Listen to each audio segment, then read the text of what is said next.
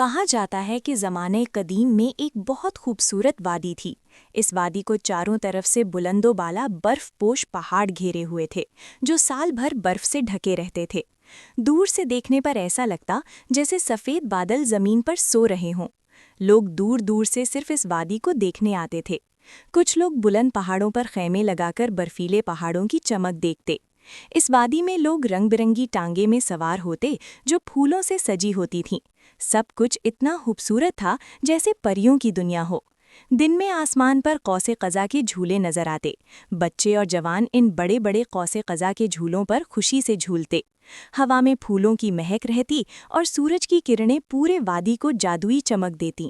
رات کو جب اندھیرا چھا جاتا تو چھوٹے چھوٹے برف کے پھول گرتے۔ پورا محل اور وادی چمک اٹھتا جیسے آسمان سے ستارے گر رہے ہوں۔ اس وادی پر بادشاہ ارسلان کی حکومت تھی۔ ان کی خوبصورت ملکہ ماریا تھیں۔ دونوں بہت نیک دل تھے اور اپنے لوگوں سے بہت محبت کرتے تھے۔ ان کا محل قدرتی خوبصورتی سے گھرا ہوا تھا، پہاڑ، پھول، دریا۔ اللہ نے انہیں ایک خوبصورت بیٹی عطا کی، شہزادی سحر۔ اس کا چہرہ سرخ گلاب کی طرح، آنکھیں برف کی طرح سفید اور معصوم، بال رات کی تاریکی کی طرح چمکتے۔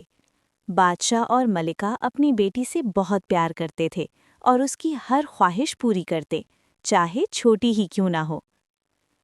ہر صبح شہزادی سحر نئے کپڑے پہنتی، اپنی ملازمہ کے ساتھ چائے پیتی، پھر پھولوں سے سجی بچوں کی گاڑی میں سوار ہو کر اپنے خوبصورت باغ میں جاتی، جہاں وہ فطرت سے لطف اندوز ہوتی۔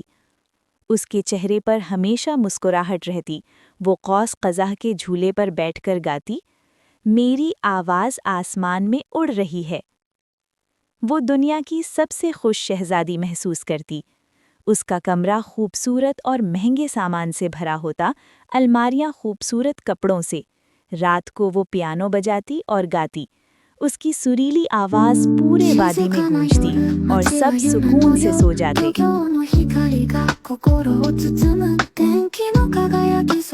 سب کچھ کامل تھا، خواب جیسا۔ لیکن 1 سال بعد ملکہ نے ایک بیٹا جنم دیا۔ پورے محل میں خوشی کی لہر دوڑ گئی۔ پورے بادشاہت سے مبارکباد آیا۔ اس کا نام رکھا گیا شہزادہ عبد المنان۔ وقت گزرتا گیا، موسم بدلتے گئے۔ عبد المنان آہستہ آہستہ 5 سال کا ہو گیا۔ بادشاہ اور ملکہ اس کی بہت دیکھ بھال کرتے۔ یہ سب دیکھ کر شہزادی سحر کے دل میں ہلکا سا غم آیا۔ اسے لگا کہ اب سب کا دھیان اس کے چھوٹے بھائی پر ہے۔ وہ اکثر کھڑکی کے پاس بیٹھ کر سوچتی، سب مجھے بھول گئے۔ پہلے سب مجھ سے محبت کرتے تھے، اب سب عبد المنان کے گرد گھومتے ہیں۔ اس کے دل میں حسد کی چھوٹی سی بوٹی اگنے لگی۔ وہ خاموش ہو گئی، مسکراہٹ کم ہو گئی اور بس یہی سوچتی، کاش یہ سب نہ ہوتا، کاش سب پہلے جیسا رہتا۔ ایک دن وہ کھڑکی کے پاس بیٹھی سوچ رہی تھی، اداس تھی۔ اسی وقت اس نے محل کے باہر ایک ٹانگ والے آدمی کی بات سنی کہ برفیلے پہاڑ کا سردی اتنا شدید ہے کہ جو وہاں جائے واپس نہیں آ سکتا۔ یہ سن کر شہزادی کے ذہن میں عجیب خیال آیا۔ اس نے آہستہ سے کہا، اب وقت آ گیا ہے کہ میں اپنی جگہ واپس لوں۔ اس وقت ملکہ عبد المنان کی دیکھ بھال کر رہی تھیں۔ اس کے لیے ایک خاص ملازمہ رکھی گئی تھی جو ہمیشہ ساتھ رہتی۔ ایک دن شہزادی نے دیکھا کہ عبد المنان اکیلا باغ میں کھیل رہا ہے، ملازمہ نہیں تھی۔ وہ فوراً دوڑی اور مسکرا کر بولی، عبد المنان سنو، محل میں کھیلنا اب مزہ نہیں دیتا، چلو کہیں اور چلیں۔ 5 سالہ آرین نے خوشی سے حامی بھری۔ دونوں محل کے دروازے سے نکلے۔ شہزادی نے اسی ٹانگے والے کو بلایا اور اس سے کہا کہ انہیں وادی کے دوسرے کنارے پر لے جائے۔ ٹانگے والا حیران ہوا مگر شہزادی کے سامنے کیا کہتا۔ اس نے انہیں برفیلے پہاڑ کے قریب چھوڑ دیا۔ ٹانگے والے نے کچھ عجیب دیکھا تو محل جا کر ملکہ کی ملازمہ کو بتایا۔ ملازمہ فوراً کچھ محافظوں کے ساتھ پہاڑ کی طرف دوڑی۔ سردی بڑھ رہی تھی۔ عبد المنان نے کہا، بہن یہاں بہت ٹھنڈ ہے، چلو واپس چلیں۔ مگر سحر نے کہا، ذرا ٹھہرو، تمہیں کچھ دکھاتی ہوں۔ وہ ایک چھوٹی برفیلے ٹیلے پر چڑھی، کچھ دور چلی، پھر ایک گہرا کنواں دیکھا جو برف سے بھرا تھا۔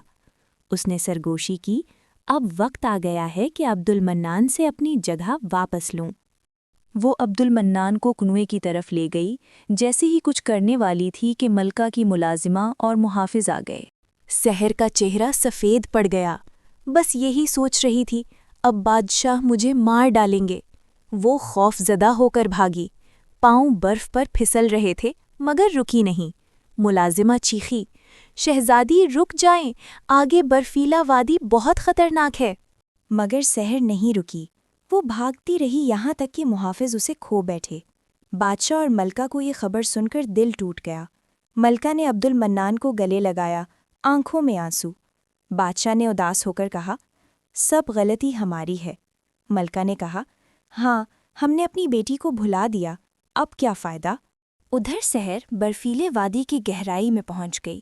سردی اتنی شدید تھی کہ پاؤں جم گئے، چہرہ پیلا پڑ گیا، سانس سست۔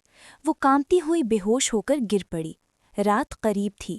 اسی وقت ایک بوڑھی عورت برف میں گھوڑا گاڑی پر سوار فانوس لگا کر آ رہی تھی۔ دور سے اس نے ایک خوبصورت لڑکی کو برف پر پڑا دیکھا۔ بولی، واہ، کیا خوبصورت لڑکی، شاید میرے کام آئے۔ اس نے سحر کو اٹھایا، گھوڑے پر بٹھایا اور برفیلے وادی میں اپنے جھونپڑی لے گئی۔ وادی میں چھوٹے چھوٹے گھر برف سے ڈھکے تھے، ہر دروازے پر چاند جیسے فانوس۔ لوگ جانوروں کو پناہ گاہوں میں لے جا رہے تھے۔ بوڑھی نے سحر کو گرم بستر پر لٹایا، آگ جلائی۔ اگلے دن صبح جب بادشاہ اور ملکہ کو پتہ چلا کہ شہزادی گم ہے تو رو پڑے۔ سارے بادشاہت میں تلاش کروائی مگر کوئی سراغ نہ ملا۔ ملکہ نے آہستہ سے کہا، اب ہماری بیٹی ہم سے چھن گئی۔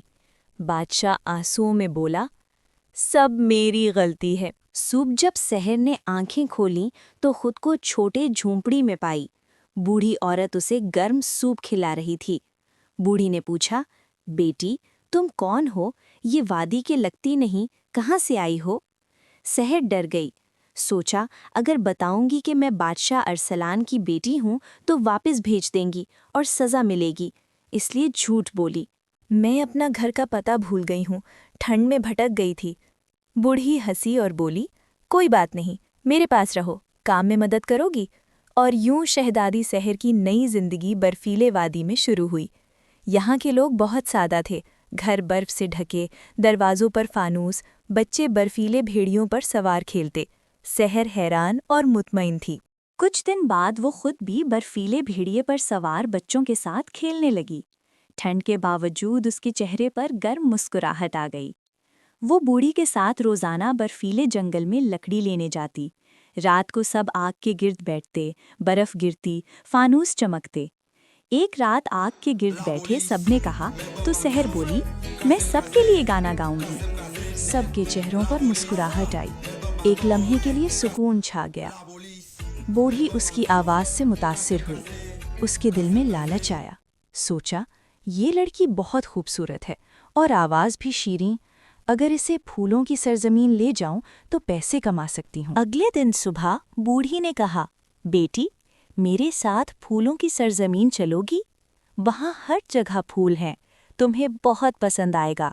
سحر بہت خوش ہوئی، جلدی سے اپنا چھوٹا سا سامان پیک کیا اور سلیج پر سوار ہو گئیں۔ آخر کار پھولوں کی سرزمین پہنچے۔ وہاں خواب جیسا منظر، رنگ برنگے پھول، سجے باغ، خوشبو۔ بوڑھی اسے ایک ہوٹل میں لے گئی۔ وہاں کچھ لوگ کھانا پکا رہے تھے، کچھ لڑکیاں صفائی کر رہی تھیں۔ بوڑھی نے مینیجر سے کہا، یہ لڑکی بہت خوبصورت ہے اور آواز بھی اچھی، اسے رکھ لو۔ مینیجر نے مسکرا کر حامی بھری۔ بوڑھی نے کچھ پیسے دیے اور چلی گئی بغیر کچھ بتائے۔ جب سحر بوڑھی کے پاس گئی تو کچھ لڑکیوں نے اسے پکڑ کر کمرے میں بند کر دیا۔ تب اسے پتہ چلا کہ بوڑھی لالچی تھی اور اسے بیچنے والی تھی۔ اگلے دن سے سحر ہوٹل میں کام کرنے لگی، صفائی، مدد۔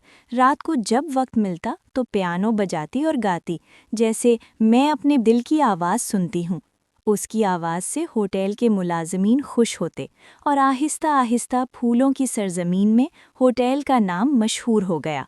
ایک دن ایک چھوٹی لڑکی جو وہاں کام کرتی تھی ہنستے ہوئے بولی، تم کون ہو؟ کہانیاں ہیں کہ تم خود کو شہزادی کہتی ہو۔ سحر خاموش ہو گئی، دل دکھا۔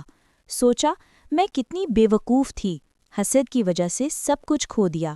اب وہ پہلی والی شہزادی نہیں رہی، ایک سادہ لڑکی بن گئی جو کام کرتی، مسکراتی اور اپنی غلطیوں سے سیکھتی۔ وقت گزرتا گیا، اس کی آواز اور گانے پورے پھولوں کی سرزمین میں مشہور ہو گئے۔ ہوٹل کی مینیجر اس کی عزت کرنے لگی۔ ایک دن اعلان ہوا کہ پھولوں کی سرزمین میں بڑا میلہ ہے۔ ایک آدمی مینیجر کے پاس آیا اور بولا، اس لڑکی سحر کو بلاؤ، ہم چاہتے ہیں کہ وہ میلے میں گائے۔ میلے کے دن سحر نے خوبصورت لباس پہنا۔ پھولوں کی سرزمین سجی ہوئی تھی، گھوڑے سجے، جھنڈے، رنگ برنگے پھول۔ بادشاہ اور شاہی خاندان دور دور سے آئے، ان میں بادشاہ ارسلان اور ملکہ ماریا بھی تھے۔ کچھ خوبصورت لڑکیوں نے جادوئی شاہی رقص کیا، سب نے تالیاں بجائیں۔ پھر سحر سٹیج پر آئی، آنکھیں بند کیں، پیانو پر ہاتھ رکھے اور خوبصورت گانا شروع کیا۔ اس کی آواز اتنی شیریں تھی کہ پورا سامعین خاموش ہو گیا۔ ہر سر میں دال۔ جب بادشاہ اور ملکہ نے آواز سنی تو ایک دوسرے کو دیکھا، آنکھیں نم ہو گئیں۔ ملکہ بولی، ارسلان، یہ ہماری بیٹی سحر کی آواز ہے، میں اسے کیسے بھول سکتی ہوں؟ گانا ختم ہوا تو سب کھڑے ہو کر تالیاں بجانے لگے۔ سحر نے آنکھیں کھولیں اور سٹیج سے دیکھا۔ دور سے دو چہرے نظر آئے جو کبھی اس کی دنیا تھے، بادشاہ ارسلان اور ملکہ ماریا۔ اس کا دل زور زور سے دھڑکا، وہ روتی ہوئی سٹیج سے دوڑی۔ ملکہ ماریا بھی دوڑی اور اسے گلے لگا لیا۔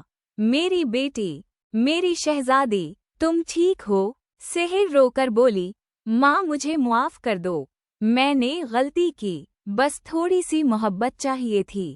بادشاہ ارسلان نے گلے لگایا اور کہا، نہیں بیٹی، غلطی ہماری تھی، ہم نے تمہیں اکیلا چھوڑ دیا، اب کبھی نہیں۔ سب کی آنکھوں میں خوشی کے آنسو آ گئے۔ پھولوں کی سرزمین والوں نے بھی یہ منظر دیکھا اور تالیاں بجائیں۔ اگلے دن بادشاہ ارسلان اور ملکہ ماریا نے سحر کو محل واپس لے گئے۔